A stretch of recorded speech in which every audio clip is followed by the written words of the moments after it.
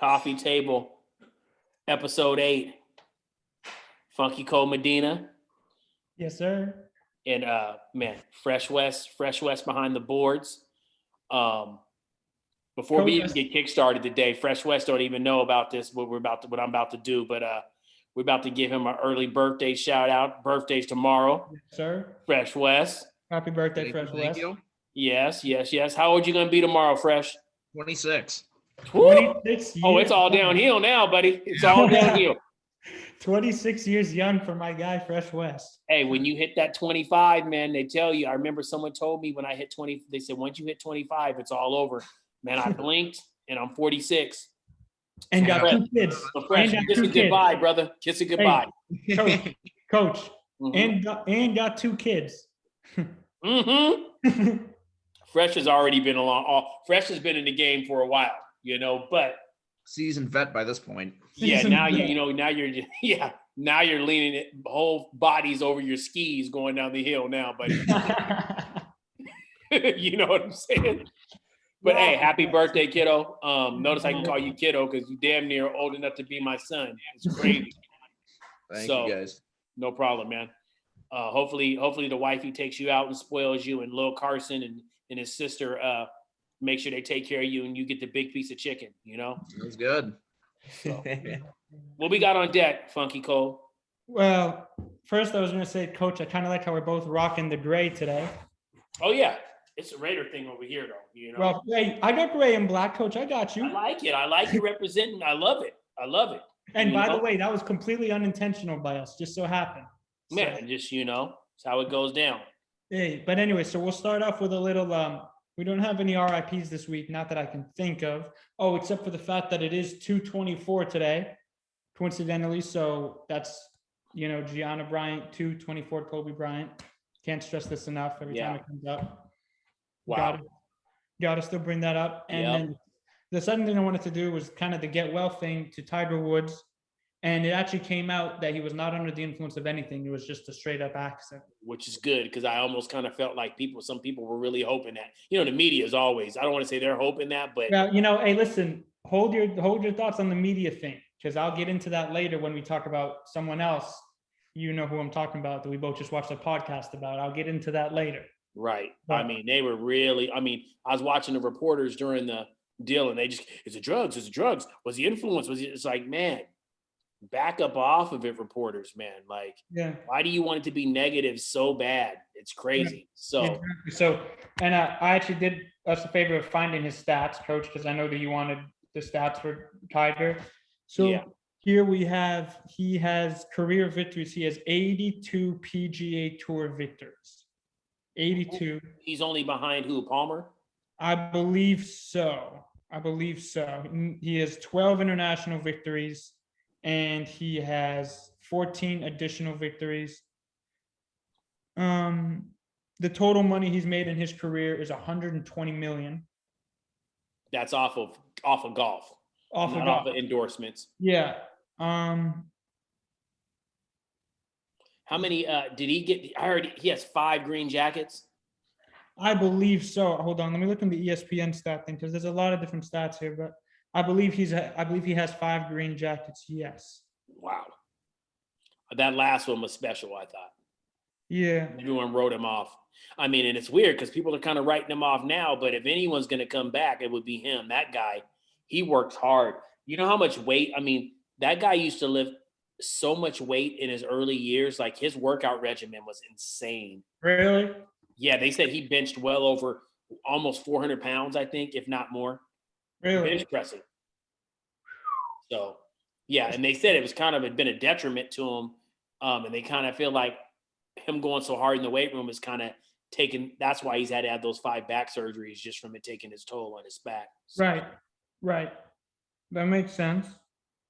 But yeah, no, I wanted to bring that up with the whole point about what's his name about Tiger and the unfortunate piece of that with that accident, and we're obviously hoping that he gets well soon. Yeah, speedy recovery to that guy. He's pretty important in the history, pretty important in some diversity type history in that game. He changed the game. He made it to where a lot of people that look like me and look a little different, that were normally on that, that wouldn't normally be on a golf course, get on the course. Because myself, my wife thinks that I would want to live there if I could, so. You a golfer, coach? I wouldn't call myself a golfer. I attempt to play, but I wouldn't call myself a golfer. But You're better than that, Jay. I try, though. You're better than that. I've been golfing with you. Oh, that's right. You have been with me. I'm all right. You got a better long game or short game, coach? It depends on the day. It depends on the day, man. So, but no, my goal is usually to try to play as much as I can when I can, just to try to get better. But it's so hard to get better at that game if you don't play all the time. Yeah, playing all the time can have your family members, especially your significant other, not really too happy. So, hey, listen, being the only single one in this podcast, I'll take that word of advice right there. Yeah, and get your golf in while you are single, brother. Get your golf in while you're single. Hey, listen, there's a lot of things you're supposed to get in while you're single, so I better get on them then. Absolutely, man.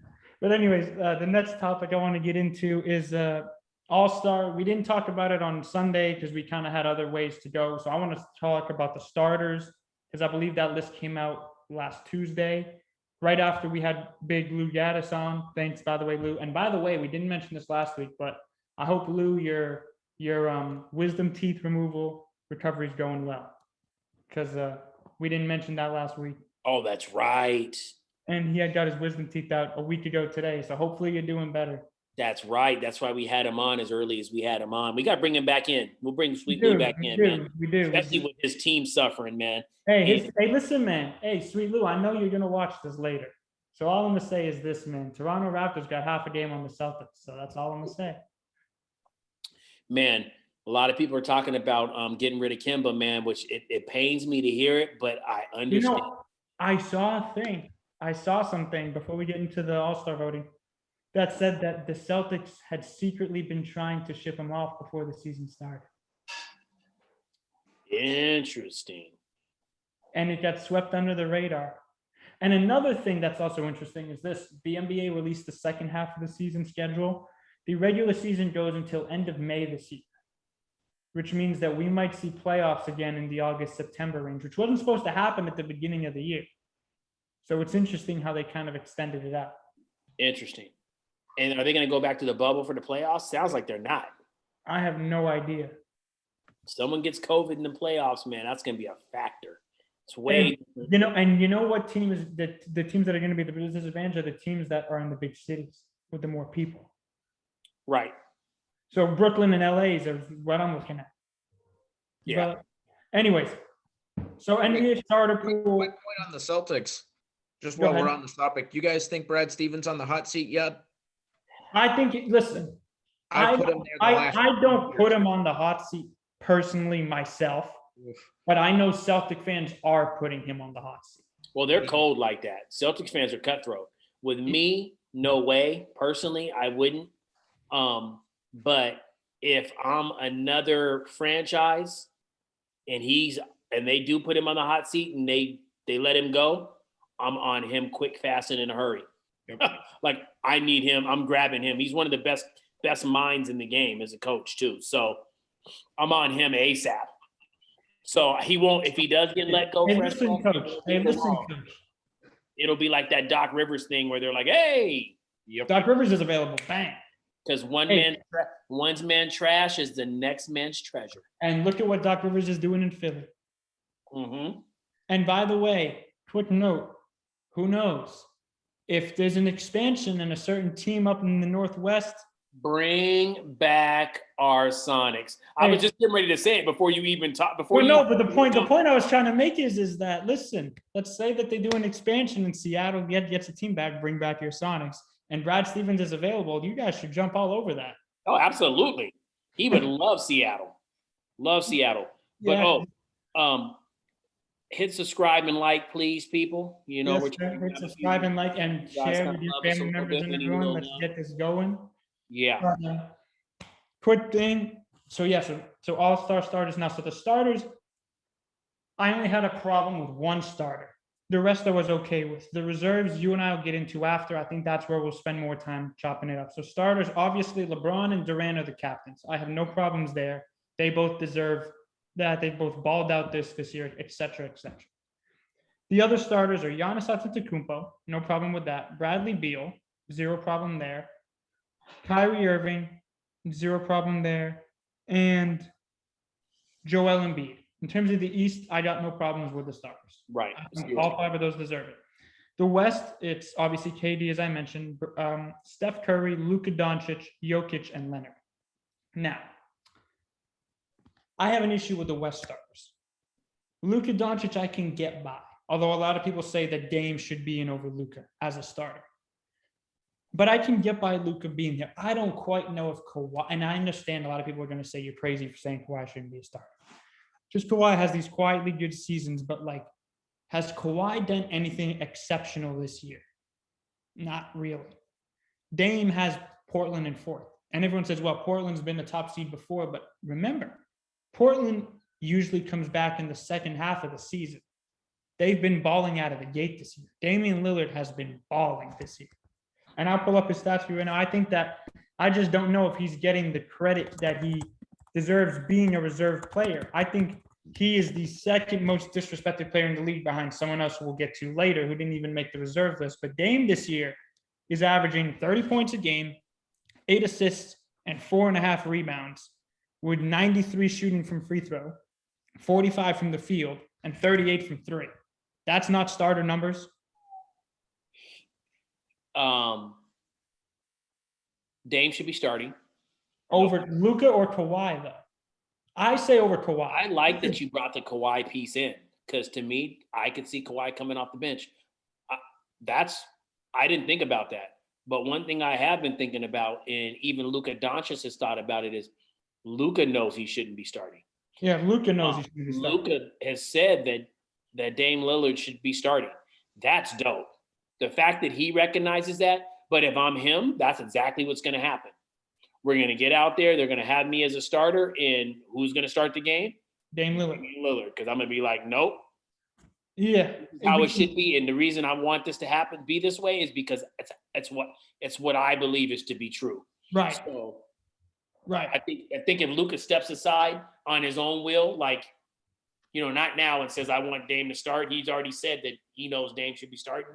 Right. But if Luka says, if they get out there and Luka's like, oh man, you got this, that would be dope. That'd be dope for the game. That'd be just dope for Luka. And just to actually make it how it should be. Yeah. Kawhi, yeah, I could give or take him not starting. Are they picking teams again like they? I think they're picking teams. The draft. I think so. Hey, by the way, Coach, what are you sipping on? Funny you ask. So my cup says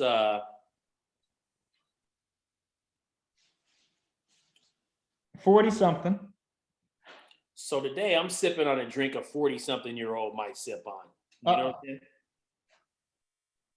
Sipping on a little adult beverage today. What adult beverage is that? May I ask? I'm gonna leave that as a mystery. The mystery beverage. But actually, I can give you what y'all think. Hey, listen, man. For you. Oh, I know what you already drank. I was gonna say White Diet Pepsi mixed in there though. All right, but I was gonna say y'all can drop your comments as to what he's drinking, except for in the Jackson household, but he just gave it away. So oh well, maybe they'll figure it out, maybe they won't, Yeah, but I know what you're talking about. Fresh West does too, of course. But anyways, so that's that. Now, the biggest issue I had with the All-Stars is the reserves. The East, I think they got kind of right. The West I have an issue with, but I want to start with the East. So the East reserve pool, James Harden, probably his first time coming off the bench. But with all the old switching to Brooklyn late thing and really the East guards kind of being right the way it was, I think that's a good spot for him. Shout out to Jaylen Brown making his first All-Star game. Shout out to Zach LaVine finally getting the respect he deserves. Shout out to Julius Randle. And shout out to Julius Randle. Ben Simmons made it, Tatum made it, and Vucevic made it. Now, quick point I want to make. There's two names going around that should have made it in the East that didn't make it. I'm gonna say one of them has to be. I'm gonna let you say your guy from Indiana because Sabonis. he should be in there. But man, Trey. I was gonna say Trey's the other one. Now here's my point. I saw an interesting comment. I actually saw this on TikTok. There's a guy who like analyzes certain things that came out. He said a lot of the picks so some of the picks you'll see out west are like this, but he said this one, Ben Simmons, is particularly record based. Because Ben Simmons has been good this year, but he hasn't been something extraordinary that deserves an all-star game, especially when you look at Trae Young's stats. So Trae Young this year is averaging 27 points, dang near 10 assists, 4 rebounds, shooting 44% from the field, 37 from 3, and 88 free throw percentage in his third season. I'm a big Ben Simmons fan. You've heard me talk about him. I think if Boston could pull the trigger and get him. Right. See, here's the thing. I think Sabonis replaces Vucevic, and I'll get to Sabonis' stats in a second. But I think Trae Young replaces either Simmons or Tatum. And I understand Celtics fans are going to get upset about Tatum, but he was injured for a little while. And Jaylen Brown's kind of been the guy this year for Boston. And Boston's record isn't as good as it should be. And you could say, well, if Jason Tatum was playing better, the record could be better. That's my belief. I think you grab one of the two Wonder Twins in Boston for sure. And probably and if I had to take one of the two for this year, I probably would definitely take Jaylen. Right. So I think Jason goes out. I think you insert Trae Young. And then here's the thing. Coach, you are a guy who respects numbers. So tell me, in what world do these numbers not get you into the All-Star game? These are Sabonis' numbers. 21.5 points per game. 11.6 rebounds per game. 5.7 assists for a power forward. Ooh, shooting, wait. Field goal percentage. Hold on, I'm getting there. Shooting 36% from 3 and 53% from the field, and didn't make the All-Star game. Yeah, he was snubbed. He made it last year, and his numbers weren't as good. They were good, but they weren't anywhere near as good as this year. That's cool. Chris Middleton, some could say he got snubbed too. Sabonis' numbers are more impressive.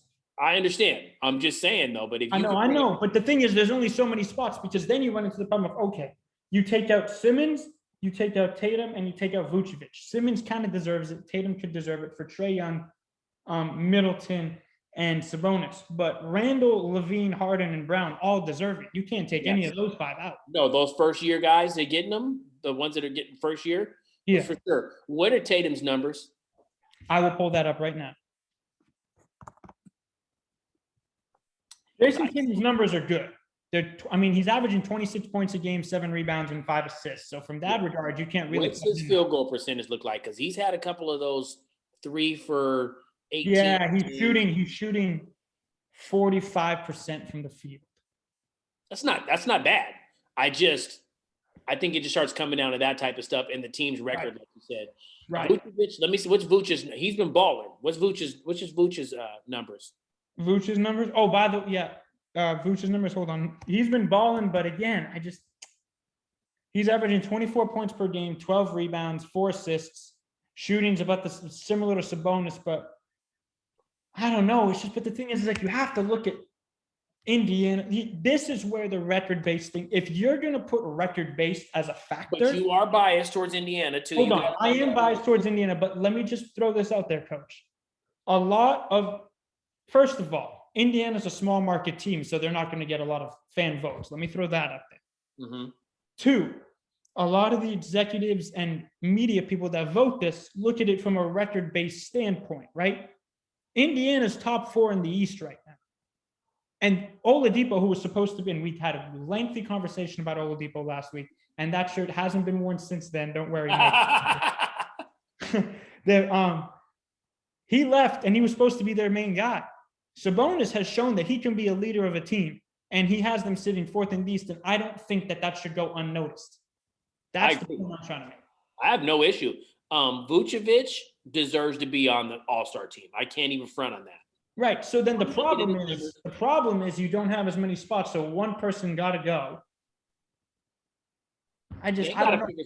to me, what they should do is the same way that they have it set up to where you do a draft. The players get to draft. You draft. Yes. What if you drafted the 2 captains and they drafted anyone they want? But basically what it said is you have a pool of the 25 to 30 best players. So they can't just draft random people, because then you could have LeBron drafting someone like Alex Caruso, who doesn't No, deserve it shouldn't be that. No, it should be that they're voted in like they're in, and it is what it is. They got to make a couple extra spots. So I feel like you almost go with your top 2 vote getters, almost kind of like your MVPs. Right. They're the all-star MVP. So it doesn't snub their title of being an all-star, but it kind of eradicates it. Kind of just boop, they're automatics. So their number doesn't even really count. Right. You know what I mean? I understand. Almost kind of, they're captains, but we leave it at that. They're captains of the all-star team. Doesn't mean they're not all-stars. It's just you kind of do away with the all-star piece, even though they are. Right. And then you have room to add other people. I also feel like you should, I like the draft. The draft is big. I like that they do the draft. But I feel like you don't necessarily have to go East Coast from the Eastern Division and from the West. You just go the best. Yes. And I think there was more better players in the East this year from the East than there was. Oh, you know what's else? Something that I saw that was very interesting, which we can talk about later if we want after we do the West reserves. I saw a rumor somewhere saying that the Mavs are actively shopping Porzingis. Yes, they are. Because he didn't turn out what they thought he was going to be. Yeah, but who wants to take that contract? I mean, but they're talking about Golden State wanting him. Why would anyone trade with Golden State? Say that again? I said, why would anyone trade with Golden State? That always makes me laugh. Everyone forgets about them. Clay gets hurt. Everyone forgets about them. What's going to end up happening? They're going to build a team. It's just it's going to be a nightmare. You're right. I'm just trying to figure out who would they give up a Wiseman? No, because financially, Wiseman actually plays like a big man. But time out. Here's Wes's point. Clay comes back fully healthy next year. Oh, they're in the mix. You got Steph. You got Clay. You got Oubre, who's figuring it out. You get Porzingis, and you get Wiseman. That's a scary starting 5. Not only that, man. And you have Wiggins off the bench. That's what I was getting ready to say. That kid is playing. If I'm them, I'm not getting rid of him. He's averaging a solid, check his numbers. Is he averaging like 20, 21 a game? I'll get there. Hold on. All I'm saying is this. Okay, so then you start Wiggins and you have Oubre off the bench. That's even scarier. But who are they giving up for Porzingis? Wiggins is averaging 18 a game. Yeah, he's balling. Here's my question. They love Draymond, and Draymond is heart and soul. Oh, Draymond would be off the bench too. Yeah, but do you put him in the trade for Porzingis? I don't know if Draymond fits in Dallas. I think he would fit beautifully in Dallas. He's what Dallas needs. You agree with me, Wes? Yeah, he would be good in Dallas. He would change their whole demeanor, man. Like their whole edge. But I could see it. I just don't know if he would butt heads with certain players on that team. I don't, man. Teammates love game on. He's a ride or die guy. Like it doesn't matter what team he's on. I mean, if listen, if that's the case, then Masai Ujiri, call up Golden State, man. Toronto could use Draymond Green. We need one of those ride or die players. I feel like Draymond's fit in Dallas would be tremendous. Hey, speaking of though, you know who else is on the market now? Who? Is Boogie Cousins. I heard the Lakers aren't going to grab him. But I'm not talking about the Lakers. I'm saying Boogie Cousins is on the market. The only 2 teams. Oh, and there's 2 teams that can't grab Boogie Cousins because of cap issues. Milwaukee and the Clippers. He's available to every other team. Where do you think he should go? I'm biased. I'm going to say Toronto. But that's just because we don't need him to score. We just need him to get rebounds. I heard the Lake Show might be trying to get Hassan Whiteside, and that would be nasty. Toronto's also said that, but I just don't. But Hassan Whiteside gets you rebounds, but that's about you. Can't, Hassan Whiteside can't shoot more than 5 feet, but beyond past the hoop. 5 feet out. They don't necessarily need him to do that. They just need him to grab boards, block shots, and dunk on you. You know what I mean? Like, but yeah, that would work for the Lakers. But I don't see that. Anyways, we're trying to sidetrack. Western All-Stars, reserves. And this is where I have an issue because I'm going to say all the names and you're going to immediately notice there's one name missing. Anthony Davis made it. Paul George made it. Damian Lillard made it. We discussed he should have already been a starter. Mm-hmm. Chris Paul made it. Donovan Mitchell made it. Rudy Gobert made it. Zion Williamson made it. Where's Devin Booker? Now everyone's saying, oh, well, Devin Booker's going to make it because AD can't play because he's injured. But that's not right. That doesn't matter. You know what? I'll pull you up Devin Booker's stats. It's very similar to a Sabonis situation. And everyone said, well, Booker's having worse numbers than last year. Why? Because Chris Paul's there, so he doesn't need to score as much. But look at this. He's averaging 25 points a game, 4 rebounds, 4 assists on 50% shooting, 38 from 3, and 85 from free throw. Yeah, it's disrespect. It's disrespect how they're treating him. You know who I'm booting out of that whole scenario? Is Gobert? Gobert. Because I know that you don't like Gobert. It's not that I don't like Gobert. He's just not worth $200 million. Well, here's the thing. Interesting about Gobert is this is back to my point about record-based. People said that Gobert made it because of the team's record and the fact that besides Donovan Mitchell, he's their next best player. And a lot of people are saying Ja Morant should have made it. I'm not so sure about that. He averaged 19. He's averaging 19 points and 8 assists. Maybe, but I think Chris Paul deserves it. I might put Ja in over Chris Paul because I just feel like it's time. But Chris Paul did change the record of his team. But you got to remember, Ja's team competes every night, and they have major injuries. Jaren Jackson's still out. Still. Who else is still out? I think Brooks is no. Has Brooks been playing? Who's? They don't have Vucevic. Who's their other captain? Valanciunas is playing. Who is? Valanciunas, their big man. Valanciunas is playing. Okay. I think so. Yeah. So that's a problem. Like, so for me, I'm biased with Morant, but I can live with him not being there. But I would. By the way, I looked up Gobert's stats. I know why he made the All-Star game. It's not his 14 points isn't that impressive. It's his 13 and a half rebounds. Mm-hmm. That's what got him in. Is those 13 and a half rebounds, which he should be averaging 3 blocks a game. He should be averaging damn near 20 rebounds a game or 20 points a game and 13. That's me. But I can't hate on him, man. You know, I shouldn't even be pocket hating. You know, I just don't think he's worth 200 mil. And I don't think he's that also. I don't think he's that guy. I would all-star wise would have either Ja Morant in there or for sure Devin Booker. I just don't understand the disrespect for Devin. Like, you saw people tweeting, all NBA players that made the All-Star game said he's the most disrespected player in the NBA. They're not lying. Lillard was the same way. Remember? No. LeBron tweeted, he said, Devin Booker is the most disrespected player in the NBA, period. Like, put a paragraph space and then said, then Damian Lillard. Oh, that's true. I mean, they're finally letting Damian Lillard be in all-star games now. But if you look at how they used to disrespect Damian Lillard, man, he was in the same boat as Booker.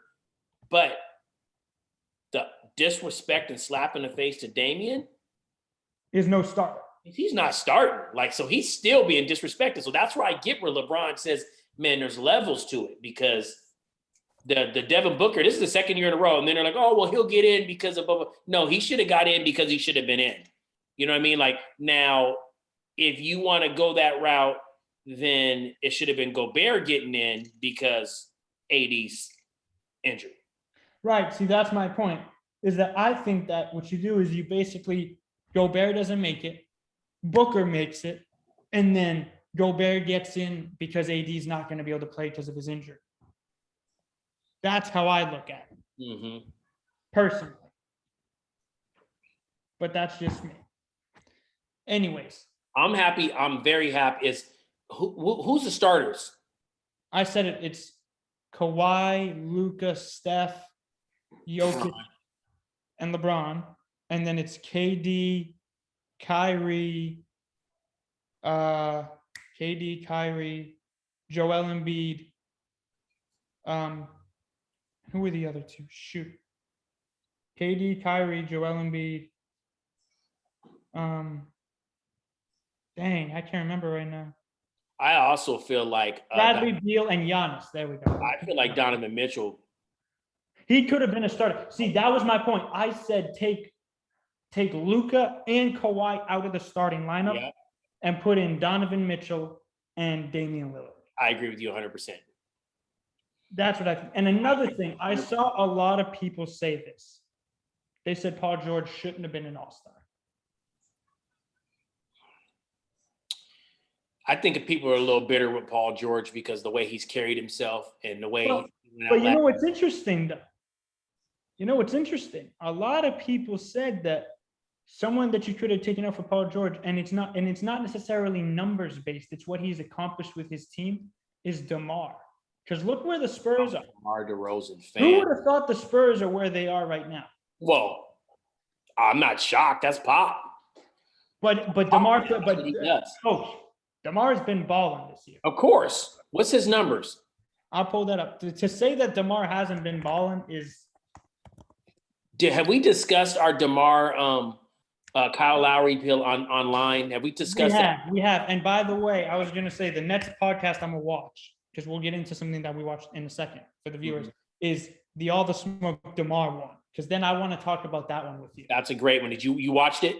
I haven't. That's the next one I'm watching. I'm starting that tonight. But anyways, DeMar's averaging 20.7 assists and 5 boards. That could get him in the All-Star game. That's my point about DeMar. Tough, though. Tough, because everybody's going off of the point. You know what I mean? You're right. Paul George's numbers are actually pretty good. He's been quiet this year, so I give him the All-Star nod. That's just what people were saying. He's averaging 25, 6, and 5. Yeah, he deserves to go. The issue I think a lot of people have with Paul George is he can be a whiner.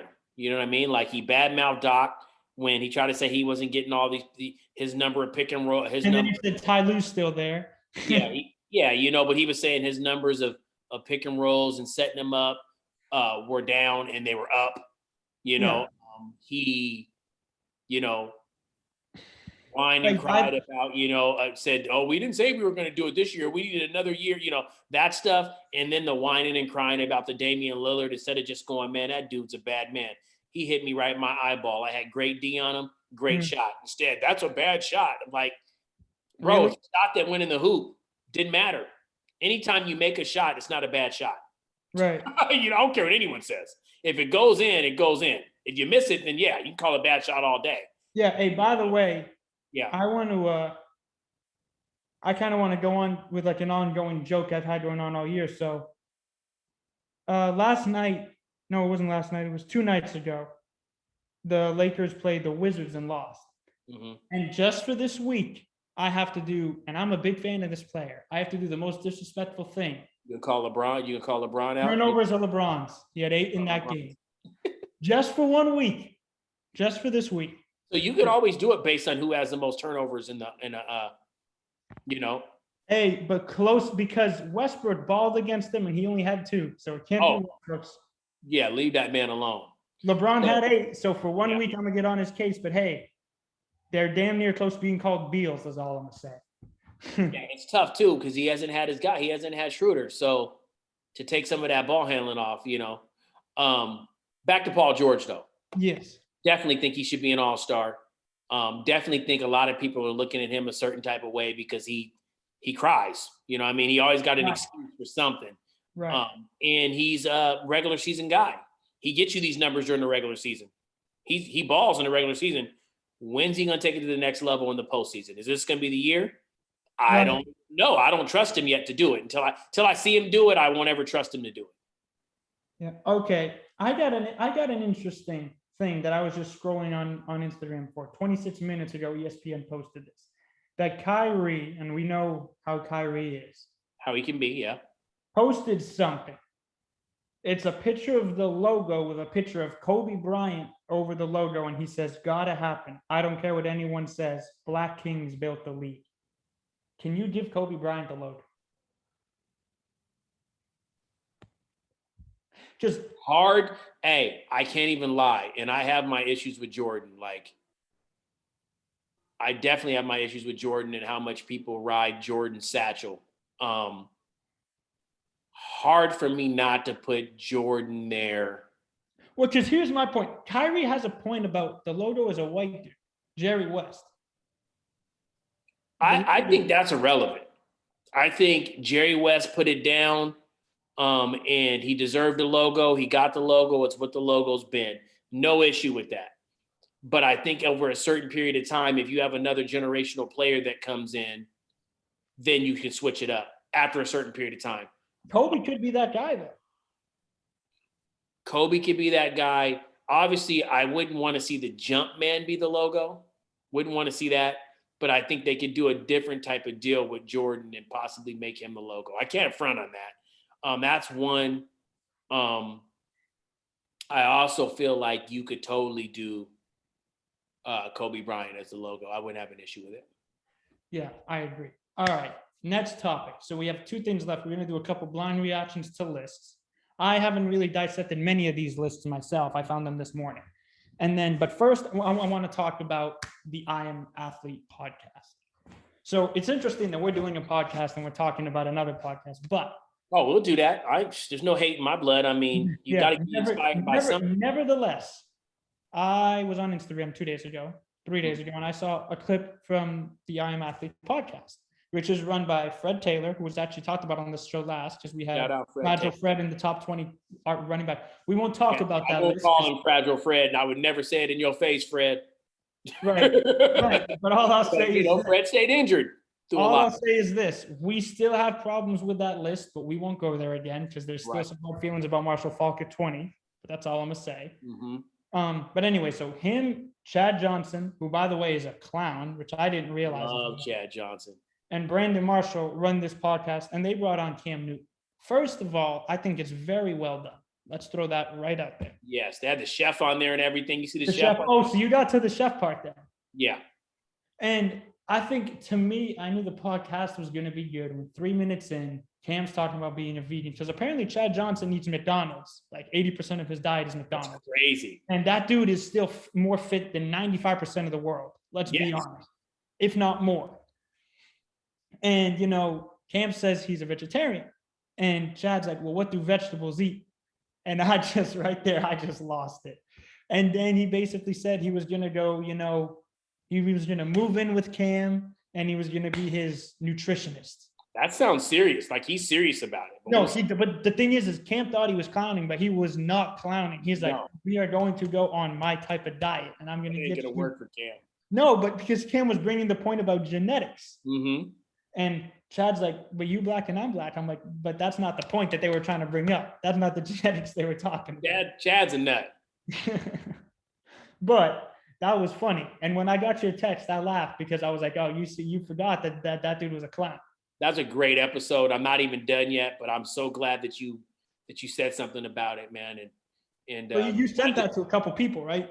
Yeah, I sent that to about 4 or 5. I sent it to a lot of Patriot fans, cats that I know out here that love the Pats.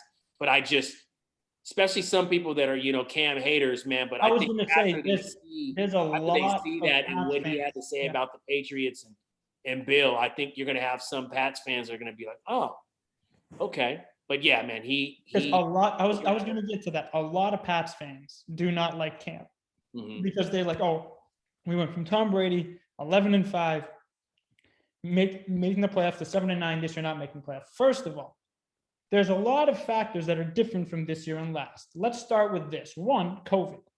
Gillette Stadium is a hard stadium to play at, especially when those fans get rowdy. I don't know if you've been to Gillette, Coach, but I've been 3 times, I think. No, twice. And those fans are crazy. Those fans are ruthless. He said ruthless. They are, especially with their defense last year. So that's one factor. 2 is this. So then the other part about the COVID is this. Cam had no OTAs and no off season. He jumped right from the gate, first game of the season, into a brand new playbook. And on top of it, it's the Patriot playbook. How many quarterbacks are going to be able to do that successfully? Because everyone's saying, well, Tom Brady did fine with the playbook. Yeah, well, he knew it for so many years. And also, he he jumped into the Tampa Bay playbook, and it took him a while to get going. The Bucs weren't off to a hot start straight away. Heck, they finished 5th in their conference. 1, 2.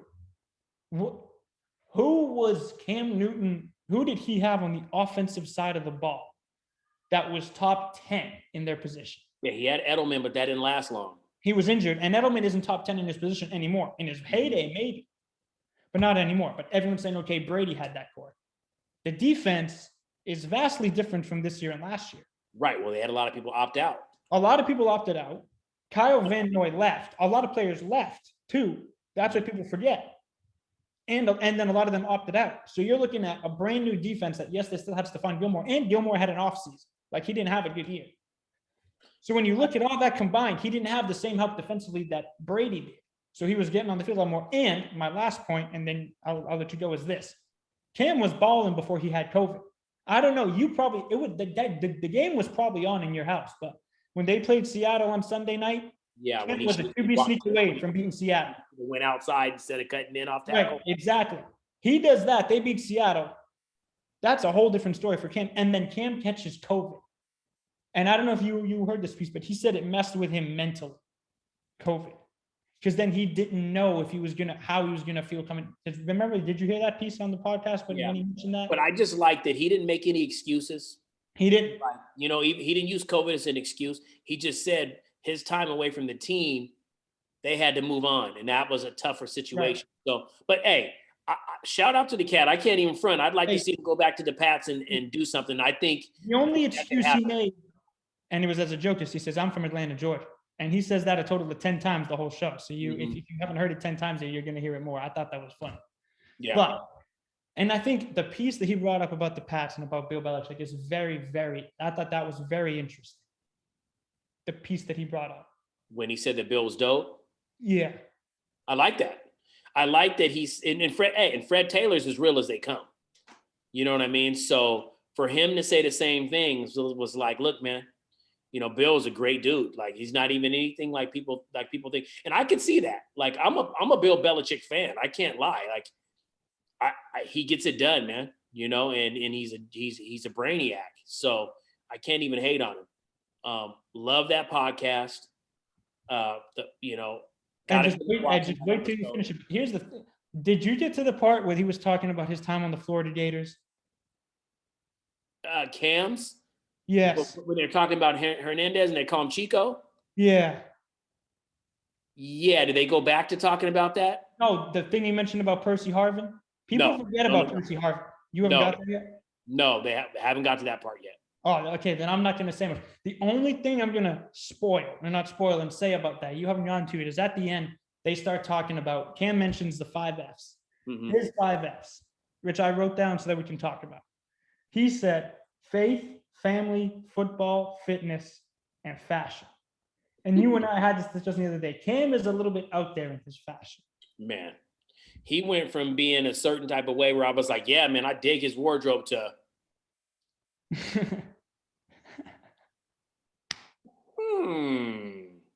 yeah, I can't get down with what he rocks. But here's an interesting point, though. The hat that he's wearing on that podcast, that's his own company, right? That's dope. So he mentions that at the end of the podcast. He makes his own hats. That's his own company, and he'll show it. And I'm not going to go much into detail, but there's a hat that he brought the prototype on the show. Mm-hmm. And Brandon Marshall got excited because they were basically being the first people to see that prototype. And so it was like a huge endorsement for the podcast. It's a Black Lives Matter, or not a Black Lives Matter, a Black History Month based hat about Rosa Parks. And he calls it the double minority hat because she's a woman and she's a woman of color. And it's basically inside the hat, like where you put the hat on your head, on the inside. It's a picture of Rosa Parks with like her famous quotes or something. When you get to that point, text me. I wonder what Deacon thinks about it, naming it a double minority hat. Yeah. Like, did you send that his way? No, but I'm sure we'll get word to him. Yeah, because we might have to have him come back on here on Sunday. That might be the move with him. We may. And again, that one might be a long podcast. That might have to be 2 because we'll figure it out. But anyways, when you get to that point, let me know what you think, because I thought that was interesting. Yeah. And then they finished the podcast endorsing their sponsor, Manscaped. Now, there's 4 clowns on that show, so I'm not going to tell you how that goes, but you're going to find out. Okay. That's I wanted to touch that about Cam. And the last piece I wanted to make about Cam that you mentioned about the media is this. First of all, we would be remiss if we missed this. The interaction he had with the little kid. Yes. So did you get a chance to see it? I saw it on Instagram when it happened. And here's my issue. First of all, it was Cam Newton's camp. So why would you go to Cam's camp to badmouth? 2, the media, the way the media made it look, they made it look like it was Cam's fault for the most part. Right. Well, they were mad because he was saying I'm rich. Right. But he is. And the way I looked at that was like, you're calling me trash. You're calling me this. You're calling me that. To me, with not this entire generation, this young generation that's coming up, but a lot of this younger generation, that's what they understand. They're all about wealth. They're all about, who's got this, who's shining, who's doing this. And that was a pretty simple statement to me. It was like, but I'm rich. Because Right. you would think your average, one of your average kids would be like, yeah, man, you are rich. Let me link that together on how did you get rich? Right. Oh, Right. you balled out. You earned your spot to get here. You put in that work. You're set for the rest of your life, whether you're a free agent or you were ass, as the kid said from last year. So, maybe I need to get like you. You know what I mean? And then I also like where he was asking where his dad was. Marshawn Lynch did the same thing when he had a kid that was showing out at his camp, and the mom was bugging out on him. And he was like, where's the boy's father? Like, I'd like to talk to his dad. And it wasn't that he was trying to say, oh, where your baby daddy at? It wasn't that. It was just, I want to talk to A man-to-man conversation. man about that. And that offends some people. It might offend some people from me saying what I'm saying, but I get your point, though. You're talking about it's different. It's like a woman-to-woman conversation is different than a man conversation. Yes, like if it's Serena Williams, for example. Look at it like this: a two-parent household is built to be stronger. Doesn't mean it's going to be. It could be horrible. But having a household where mom and dad are together, it's just different when everything is clicking. Right. And I always say this to people, like, man, I could teach a daughter how to be a good person, but I can't teach her how to be a lady. I don't know nothing about that. Like, I don't know what it's like to be a lady. I don't know what it's like to be a woman and go through their trials and tribulations. Right. So just like a woman has no clue what it's like to be a man, like, or what trials and tribulations they go through. So if I have a daughter that's showing out and at a camp like that, and the lady that's running that camp comes up to my daughter and says, where's your mom at? Like, I'm not going to be mad about that, because maybe there's certain things that they can only understand that they need to discuss. Right. And I think that's a good point you brought up. But the point I want to bring up about the media is this. I think that the media portrays athletes in a very specific way. And some players get portrayed well and some players get portrayed poorly. Like, for example, Michael Jordan is a perfect example. Oh, The yeah. media portrays Michael Jordan as a saint. Oh, yeah. And a lot of people are going to get on me about saying this. When you look at Michael Jordan behind the scenes, look, and compare to LeBron, There's no comparison. there's no comparison.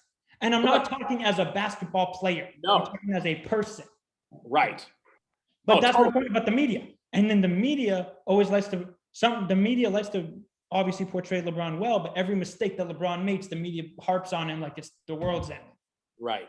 But not just, hey, it's funny you say that, not to cut you off, Yeah. but like in regards to what you're saying about Jordan, like that's the funny part that always cracks me up is like, so Jordan does this and that, and it's always an excuse. Oh, well, he had to do that to win. He had to disrespect his teammates to win and motivate them. And it's always an excuse. It was like, nah, he was a sucker, and there was a different way he could have motivated, and they still could have won. He's the best player to ever do it, right?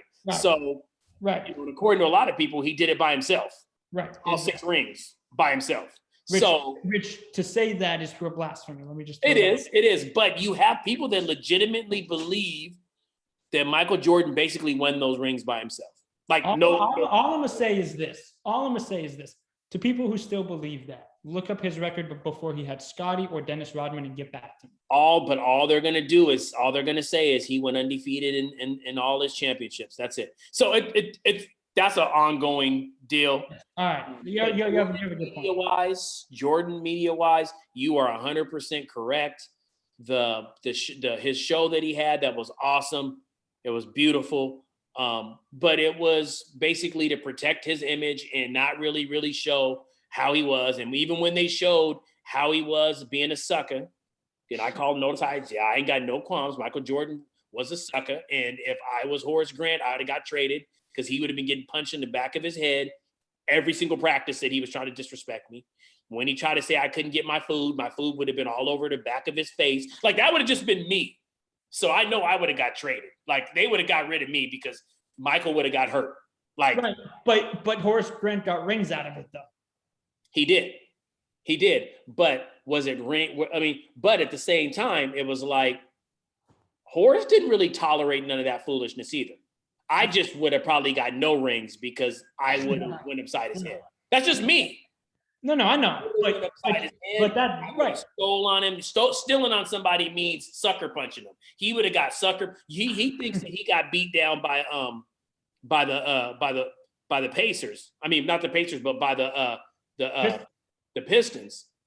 Practice would have been rough. They would have been finding me and moving me up out of there because I wouldn't have allowed him to do some of the stuff that he did. Sorry, that's just me. Well, no. Anyways, that's a whole different story in and of itself. Sorry, I just get on my Jordan tangents. I know. Listen, I know. I get it. Anyways. The Cats give that cat a pass no matter what. Anyways, before we get on to the next topic, I'm going to, just like we have keeping you on the know at the end of every show, I'm going to try to start a sports fun fact every single week. Sports fun fact for this week. Players that have played more minutes than LeBron this season, and there's 2. Julius Randle and Fred VanVleet. Oh, that's it. Wow. That is it. And the dude is 36 years old. And both of those dudes are still in their 20s. I want to throw that up. That's impressive. And that's the lowest numbers of LeBron's career that he's having this year. That's impressive. And the numbers just really recently went up. But I will, for all the and Jordan fans, don't take it personal, man. I mean, I just said, if anyone needs to be on the logo, it's probably him. There's just certain things he did that I didn't dig. Now, let me critique LeBron a little bit. So recently, this last game against the Wizards that they let them come back and win, which, other teammates got to step up, but LeBron could have sealed the deal in that game. He missed that free throw, man. Like, but listen, you got to make that free throw. My biggest issue for LeBron is his free throw shoot. People say LeBron ain't clutch, and I disagree with that. I can go ahead and find you like 15 different clips of him, not 15 different clips of him being clutch, but plenty of clips of him being clutch in big games. Mm-hmm. I just think that his free throws late are always an issue. But again, LeBron's like a Brady. LeBron doesn't care about a regular season game against the Wizards. He cares about the playoffs and the the Western Conference Finals in 4 or 5 months from now. Yes, but you just the same way he prepares himself for his body and all that good stuff and how he's ready and how he prepares himself every game and he plays every game. Right. You got to make that free throw. And I've never, ever been on a Skip Bayless bandwagon, never will be. But Skip's got a point when it comes down to free throws, man. Like, LeBron's got to shoot 85% from the free throw line. He does have a point, but I still like seeing him get upset when Shannon comes on with the bottle of Hennessy, the cigar, and the Goat James. I love that Goat James. I love Bron. My issue is make your dang free throw. Like, And if you don't make the That's goal and still go in the the gym game. and practice your dang free throws. that sealed the game for him. And I don't want to sit here and think that he doesn't practice them on a regular basis, but they got to start falling during crucial moments. So they should have won that game. And he's still carrying them. You got to make that. Yeah. So for people that don't think I critique LeBron and that I just love LeBron, which I do love LeBron, He just critiqued them right there. we're going to see another player like him. And I won't even say Some people think Zion's that guy. Zion Not even is a close. problem. What? Said it won't be close. I want him to be, but it won't be close. No, because Zion career won't be nearly as long as LeBron's. Not going to be That's as what's long. going to get a lot of people. His knee or his ankle will be the first to go. It's just going to be too tough for him to He's a keep big the boy. body type he has. And I think he could end up being like a Griffin. Hey, listen. Apparently, Chad Johnson knows how to fix people's diets. Call Chad Johnson. Man, hey, he's going to be like a Blake Griffin possibly, and I hope not.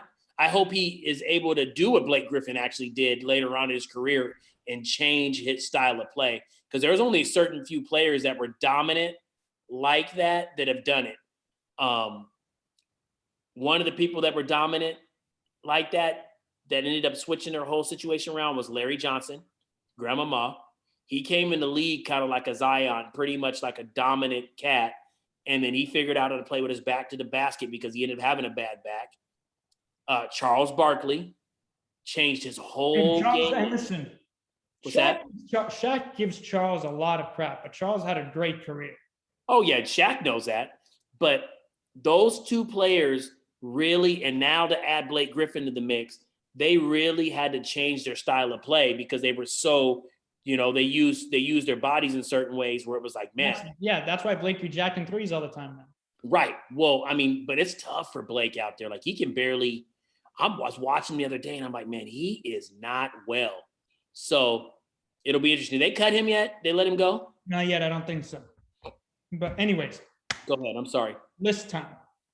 So I went on a different page on Instagram because after the whole running back list, I needed a break from that guy's opinions. We throw it that way. This is a different one. It's called Couch Report on Instagram. And this is this guy, again, this is one person's opinion. Top 10 wide receivers. Oh, Lord. Since 2000. And I can already tell that you're ready to tear this up. No, this is the same dude? The different dude. Different. Okay. So number 10 on this list, Andre Johnson. Okay. Number 9, Marvin Harrison. Okay. Number 8, Reggie Wayne. Ooh. Number 7, Tori Holt. Number 6, AB. Number 5, Larry Fitzgerald. Number 4, Megatron. Number 3, Julio Jones. Number 2, Terrell Owens.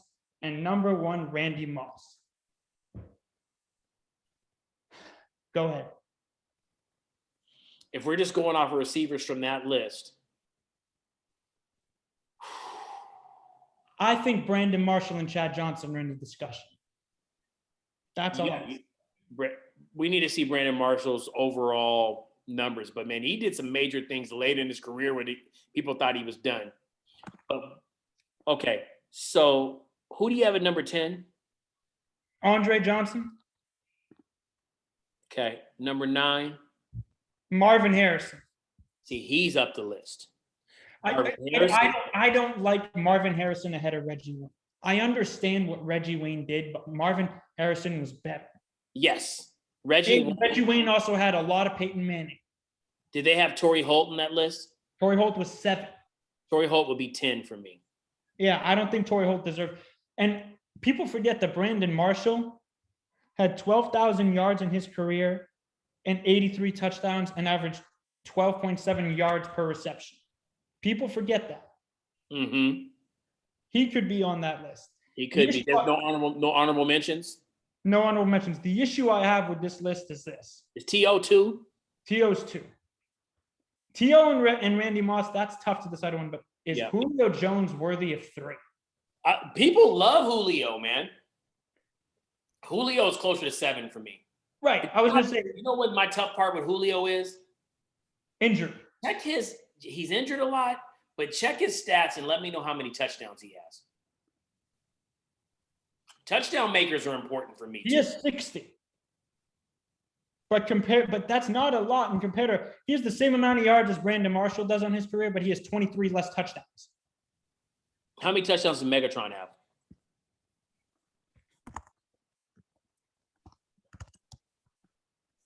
I'm getting there. Calvin Johnson. 83. Mm-hmm. So the fact that Megatron is below Julio bothers me. But Julio's career Julio still got a lot of years left. He's still got 4 or 5 years left easy. And Antonio Brown at 6. He's going to be a little bit higher for me only because if you're going off of him now, he's missed seasons. I know prime Antonio Brown was a problem. I understand. Yes. I understand. Yes. And then my other question with you was this. Larry Fitzgerald at 5, I'd put him at 3. A lot of people sleep on Larry Fitzgerald. A lot of people give Larry Fitzgerald hate. Larry needs to hang it up here soon, but Larry's a paper chaser. Larry likes his money. So Coach. Yeah. 17,492 yards, 121 touchdowns. Larry? Yeah, I'm going to go ahead and put Larry in the top 3. That's my point. I feel you. The longevity piece is quite important there. And you realize that he led the league in 2 years in touchdowns in 2008, 2009. And he has had 9 seasons in his career with over 1,000 receiving yards. 9. Can you read me Tori Holt stats?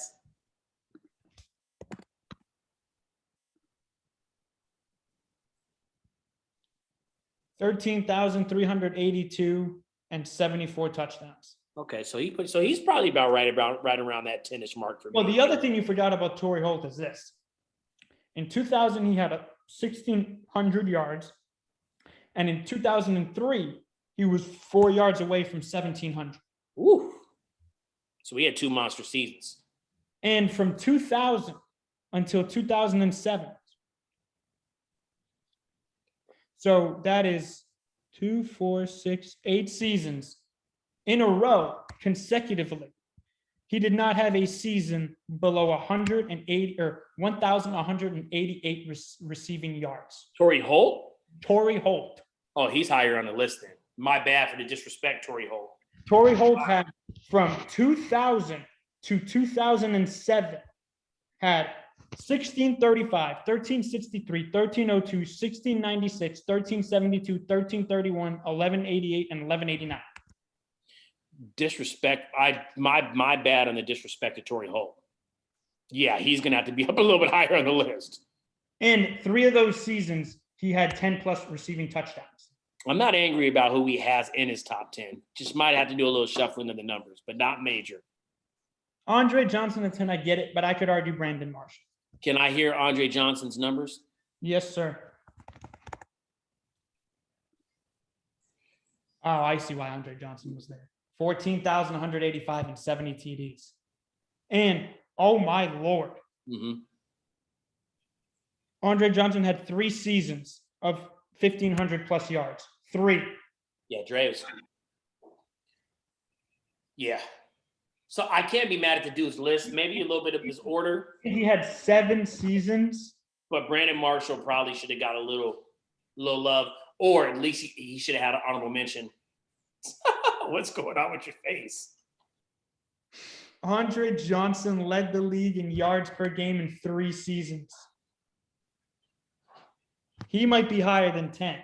Right. I would definitely put him higher than 10. He might be ahead of Reggie Wayne.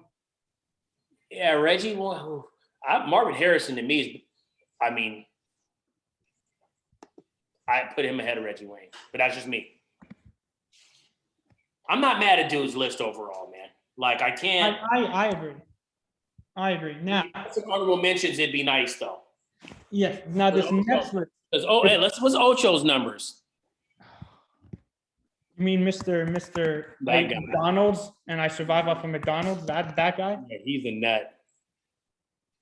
11,059 yards and 67 TDs. But remember how fast that dude was. That's a quick dude. Mm-hmm. He is a nut. He's funny though. Yeah. His numbers are good, but they're not top 10 good. Right. Also, there was the piece about Aaron Hernandez when Ocho said he had to take him out to dinner and pay for dinner to get the number 85. I thought that was funny. Yeah. But anyways, so that's one list. I have 3 more lists, 2 NBA based, 1 more football based. This one's interesting. This is the best deep threats in NFL history. Ooh. Top 10.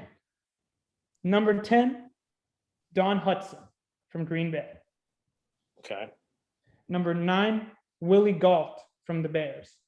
Yeah. He's So far, I don't know those first 2. I don't know if you know either one of those, but I don't know those. played for the Raiders for a while too. Yeah, he was on the '85 Bears team. He is a problem. Number 8, Michael Irvin. Number 7, Tyreek Hill. Number 6, T.O. Number 5, prime Desean Jackson. Number 4, Bob Hayes. Number 3, Megatron. Number 2, Jerry Rice. And number 1, Randy Moss. Randy Moss deserves number 1. Here's the thing. Michael Irvin should be higher than 8. And I'm not saying that because I'm a Cowboy fan. Well, a part of me is saying that because I'm a Cowboy fan, but also because he was a problem from deep. I don't know if he was a deep threat problem. The props are giving him there as much as he was a touchdown maker. Like, You know who was a deep threat problem, though, who got his just deserves on this list was Desean Jackson. yeah, he was a problem. Prime Desean Jackson. Desean Jackson was a Tyreek Hill before Tyreek Hill. Right. Well, except he was a little taller. Mm-hmm. But anyways, see, this list I don't have a problem with at all. Gotcha. Now, the last 2 lists are NBA lists. I pulled these up. So this is the best players of the 2000s. So from 2000 to 2009. Mm-hmm. And then the best players from 2010 to 2019. Okay. Number 15, Tony Parker for the 2000s. Number 14, Tracy McGrady. Number 13, Paul Pierce. Number 12, Dwight Howard. Number 11, Ray Allen. Number 10, Jason Kidd. Number 9, AI. Number 8, Steve Nash. Number 7, Dirk. Number 6, Dwayne Wade. Number 5, LeBron, because he was young, so I understand where he's coming from. 4, KG. 3, Shaq. 2, Kobe. 1, Tim Duncan. Not mad at that Tim Duncan pick. Save this list for our next deal. I like that. So we can just go right into that. That and then the 2010s one. Yes. And so save that 2010 for our next. You know what I'm saying? And we'll dive into that. I agree. Sound good? Yeah. The one thing I'm gonna say about that list that we'll get into next week is the whole Jason Kidd versus Steve Nash argument. Ooh.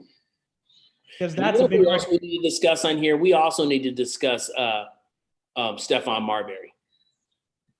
Because he's pretty blasphemous towards certain players. And his opinions, you mean? Yeah. Like he disrespects LeBron a lot. So we should discuss him at some point too. Talk about how he. Hey, listen, this list I'm saving for next week because I saw the gears turning. There's a couple names you'd switch in that list. Yes, I do. I ain't mad at number 1 though. Not mad at Tim Duncan being. And I understand why Tim Duncan is there. Big fundamental. Like you can't really argue it. So No, you can't. Anyways, is that a wrap for this week? For this yes, it is. But let me give you guys a little something. Keeping you on the know. Put you up on some game for Fresh West, who is a Cleveland head. Cleveland spelled backwards is DNA level C. Just so people know. Just random. Just something random. So, anyways. Fresh West's birthday tomorrow. Shout out Fresh West. Happy Shout out birthday. Fresh West. Thank you, guys. 25 years young, by the way. Wait, no, 26 years young. My bad. Yeah. I already took a year off. He's a young Shooby Doo Wop, Fresh West. Young Shooby Doo. Hey, listen, Fresh West. I think I might have to take to Instagram my shout out Fresh West birthday outfit because you know me rocking my outfits on the gram nowadays. You know, we'll get it up tomorrow. We'll make sure we broadcast it tomorrow. Hey, I'll make sure I'll get the feather hat like Cam going. I'll get the. I'm joking. Anyway, Hey, so that's a wrap, man. That's a wrap of episode 8. Looks, yeah, man, and we're gonna try to see if we can get as a guest on Sunday. Big Deke. Roll from there. Yeah, we'll holler. We'll see if we can get Devin on there. We'll see. Yeah. All right.